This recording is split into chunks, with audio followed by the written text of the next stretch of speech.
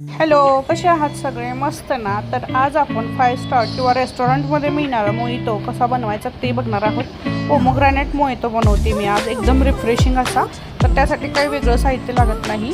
डाळिंबाच्या बिया घ्यायच्या, त्यामध्ये पुदिना घ्यायचा तुमच्या आवडीनुसार. पुदिन्याची शक्यतो पानच घाला, बारीक करून घालू नका, नाहीतर जास्त हार्ड स्मेल येते.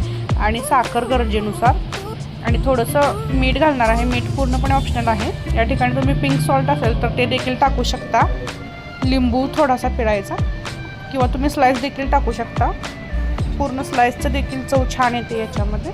आणि थोडंसं याला म्हणजे मॅश करून घ्यायचं थोडंसं, बघू शकता अशा पद्धतीने. आणि खूप सारे आईस क्यूब घातल्यानंतर यामध्ये सोडा किंवा तुम्ही स्प्राईट देखील घालू शकता. बघू शकता मस्त असा मोहितो तयार होतो, एकदम रेस्टॉरंट स्टाईल, एकदम कमी पैशामध्ये. बाहेर गेला तर खूप महाग असतो हा.